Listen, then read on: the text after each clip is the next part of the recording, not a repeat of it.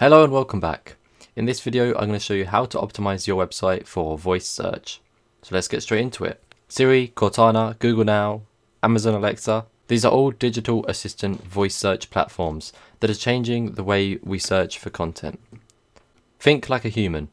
This should be easy enough, right? When optimizing your website for keywords, if you want to be able to appear higher with voice searches, concentrating on phrases that people would naturally use in speech is one of the first steps to take. Most likely you're already targeting 1 to 2 keywords such as bikes, bikes for sale, or cool bikes for sale. Here is a pro tip from me.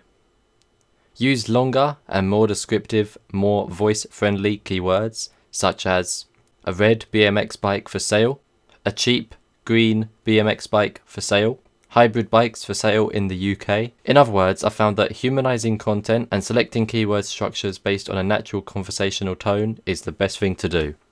Use question phrases. Think about it. Think about how you use voice search. How do you typically phrase your query? For me, I usually start with adverbs like who, how, where, and why. I might say something like, where is the closest restaurant? Or where is the closest cafe? Studies have shown that there's been a massive spike in question phrases. More precisely, a 61% growth year over year. More specifically, who phrases were up 134% and how phrases were up 81%. When deciding which keywords to target, try putting yourself in the shoes of your average customer. What questions might they ask regarding your product or service? How might they phrase it? Be even more mobile friendly. Mobile friendliness on websites is a huge deal these days. When you think about it, mobile and voice search go together like peanut butter and jelly. A study has shown that over 40% of smartphone users started using voice search towards the end of 2015. With smartphones being one of the primary devices that people use to perform voice searches, it's never been more important to be a little obsessive about making your content as mobile friendly as possible. If you haven't done so already, I'd recommend using Google's mobile friendly test to see exactly how your site fares.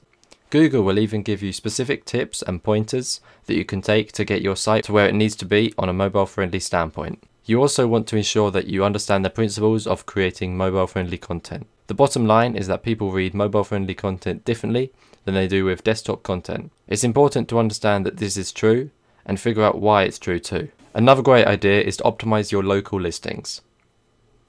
Most people use voice search to get information about physical places they want to go to. They will say something specific to find something close to them. For example, find a pizza takeaway in London. In this case, it will be great and worthwhile to optimize your page for the keyword pizza takeaway in London. But more importantly, they might something general like find pizza takeaway near me. Voice search can recognize near me and refer to the user's specific location to get results. And they're not correlating that search with your on-page keywords.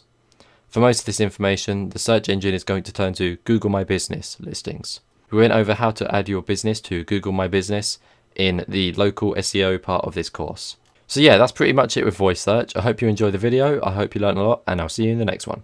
Goodbye.